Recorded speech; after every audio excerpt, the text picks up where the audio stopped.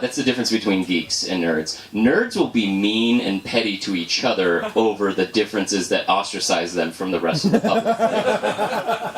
You like third edition? Fag. I'm sorry, I'm old school, you know.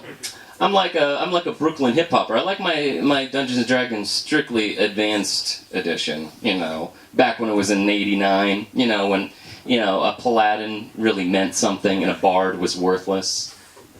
This is how I'm testing the temperature of the room to see if you guys have actually played Dungeons and Dragons. And so far, 3 people in the room and I are going to be friends, and everybody else is going to defriend me. I watched a movie the other night I hadn't seen in a while.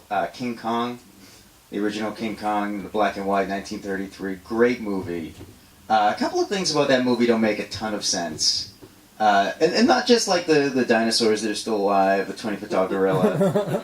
I can deal with all that. The scene that really stuck with me when I watched it was, there's a scene in the movie where they kidnap King Kong and they take him to Manhattan. And they rent out this giant Broadway theater.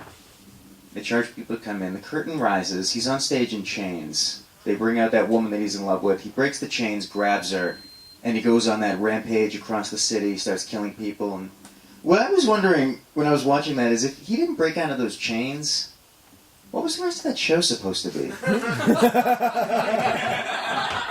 You would think the rescue shelters would just call the dog breeders and be like, hey, how's it going? Listen, yeah, I know Homeland's been crazy. While I have you, could you stop doing what you're doing with your life?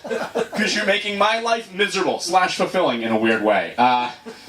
Like a dog breeder watches, those commercials that's just like a saddest little puppy, and he's like, it's just sad Sarah McLachlan song playing, like, I will remember, and a puppy is just teaching a kitten to read.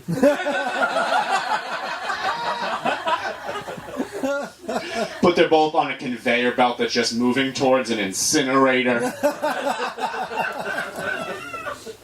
Voiceover's like, if you don't do something tonight, this literate puppy is gonna die. And a dog breeder watches that, and he goes, oh, that reminds me, I should get back to work making way more of those. For Lothiel, it's Elvish. Fucking right. When in 7th grade, I found that in the name generator that you could do for Middle Earth, and I stuck with it. And during that time, I also tried to learn Elvish and failed. Did learn how to write dwarf runes, though. How did I decide to utilize that? I liked this girl, and I wanted her to know I was interested in her, but I didn't want to just come out and say it because I was 13, and the idea of a girl liking a girl was just not talked about. So I decided to write her a love note, and I wrote about how I thought she was cool and I wanted to be friends, and I was like, if you like me as more of a friend, translate all of this. Because somehow I thought that if she saw me writing dwarf runes and she'd go about translating it, that would win her over. Like, yes, I'm not a nerd at all. Ladies love nerds. No. I also watch another really nerdy show. Who here watches, it's very obscure, Being Human on the Sci-Fi Channel? Yeah. Who here watches Being Human on the Sci-Fi Channel? For those of you who have never seen the show Being Human on the Sci-Fi Channel, it's like, it's about a bunch of werewolves and vampires that work in a hospital. It's like Twilight meets Grey's Anatomy. Or your mom's book collection meets your little sister's DVD collection. Not like your little mom, your mom versus your little sister. I don't know. But so I'm gonna admit I like the show. Early on, though, because it's set in Boston, if you guys didn't know that. It's set in the city of Boston. What? And, yeah, it's true. You wouldn't know it by watching it, but it's set in Boston, and that's how my brothers sold me on it first. Like, because all my brothers are from Maine. They're like, oh, you live in Boston now. You gotta watch that show. It's really cool. It's filled with Boston references. You'll love it. Because they're from Maine. They don't know what Boston is. And so I watched the show. I watched 2 episodes of the show. And you guys ready? The second episode, the first Boston reference. You guys ready for this Boston reference? One character looks to another character and goes, don't you live near that bar on Commonwealth Avenue? Oh, you know that bar on Com Ave? You know the one bar on Commonwealth Avenue?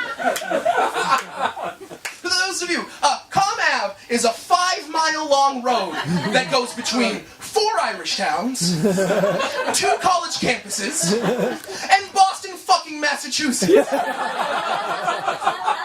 know that bar along there? You know the one bar? I half expected the other character to go, yeah, I know that bar. I hate going there though. There's always a line of 1,000 thirsty people outside. Screaming, let us in! Why don't they just build more of these?